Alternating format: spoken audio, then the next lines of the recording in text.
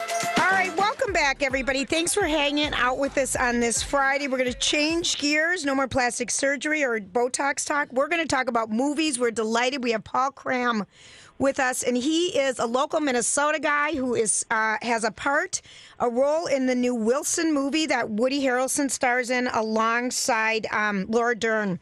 And you play.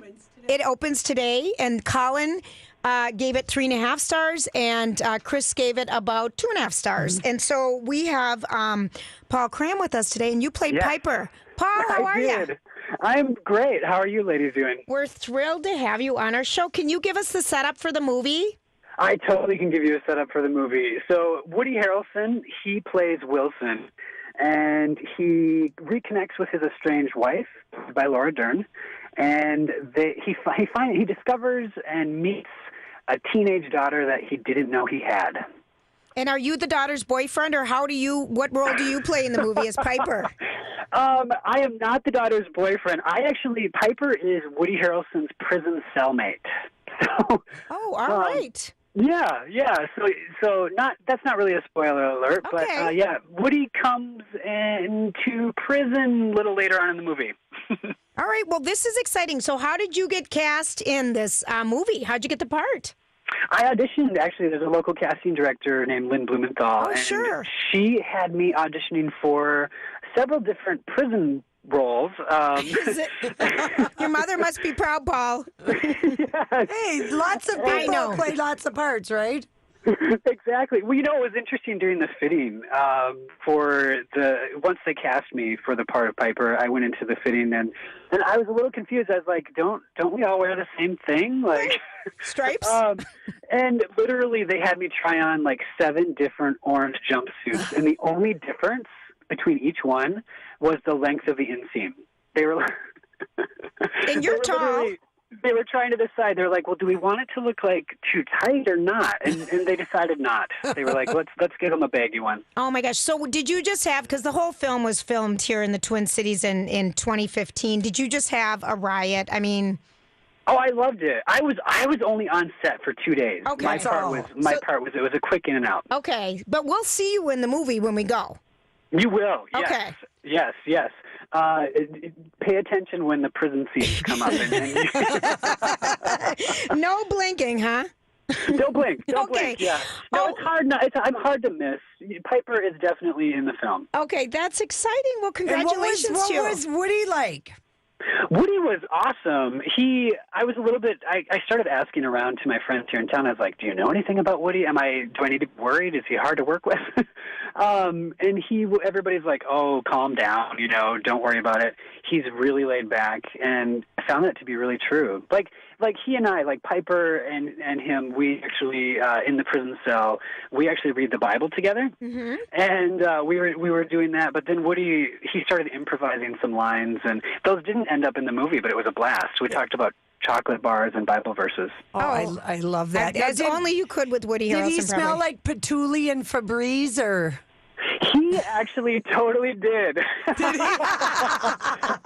Fun fact, he I think a lot of people know this, but he is a vegan. Yes. Yep. He has been for a long time, and doesn't he have like vegan and hemp clothing interests, or he's sort of... Yes. He's very, earthy dude. Yeah, he's very earthy, absolutely. Like even like for the lunches, on set, like he had a very specific diet that he was eating. Obviously, he's vegan. Mm-hmm. And he shared some of his, it was like a sesame jalapeno oil sauce on top top of this walnut salad, and I was like, that's cool. That's I'll good try stuff. some of that. Yeah. You know what? Yeah, I actually was curious. If you haven't seen the movie trailer yet, there's a scene in a malt shop, and he's eating. It looks like he's eating ice cream. But what is it? It's totally not ice cream. Mashed it's actually, potatoes. It's not. It's like it is like an actual some type of cold dessert. But I want to say it was some kind of like a bean. I don't know. It sounded odd. Something vegan. Because a vegan would eat ice cream because it's from a cow. Oh, for God's sakes. I couldn't be a vegan. Neither could you, Jules. No, ever. Okay, Paul. No, I couldn't either. I love bacon. And butter. And You know what? We found something charming about you besides that you are charming. Paul Cram is with us. And Cram. he's Cram. Mm-hmm. Is it cram or carm? It's cram, like what you do the night before a test. Cram for those tests. Okay. We cram before the show. All right. So we every year love to go in the Fine Arts Building at the Minnesota State Fair and to find out that you have a ton of blue ribbons and are an artist, and your art, you've won blue ribbons at the fair, and also your art can be found right now in the Wilcock Gallery in Excelsior. Oh my gosh, you guys totally did your homework. I love it. Yes. But that's really cool. Like, what do you paint? Do you do landscapes? Do you do people? I actually paint with oils. Okay, but what? And so oh my gosh, my stuff is mostly like landscape type stuff. It gets compared, it's very impressionistic. Oh, cool. Our favorite. Yeah, I love the Impressionists. You can actually, there's even some works, if people are interested there. I have some paintings hanging around a few different hospitals around town, too. Oh, you do? All right, I do. We're curious. So, did you have any scenes with Laura Dern, or did you just meet her? Oh, my gosh. That's a funny story, because like I was saying, I was worried I might be starstruck by Woody, and I wasn't, because he's so nice. I came out of my trailer, and the 2 days I was on set, it was only supposed to be like Woody and I, because we're shooting in a prison. Laura Dern's not in those scenes. So it didn't even enter my mind that she would be around at all. And I walk out of my trailer, and I walk around the corner, and wham, she's right there. And I am a little bit embarrassed by this, but my whole body froze, and my mouth fell to the ground, and I just kind of I think I gibbered you're the scientist from Jurassic Park. Oh, nice. Well, we've all met her at different stages of our life. That was an iconic part for her.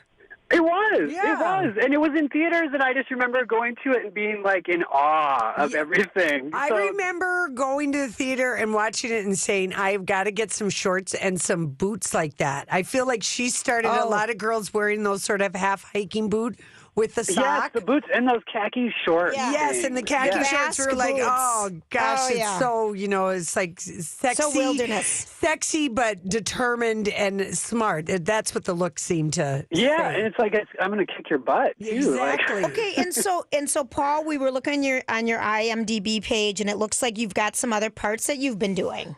I do, yes. Actually, I shot a movie in Maine called Anniversary.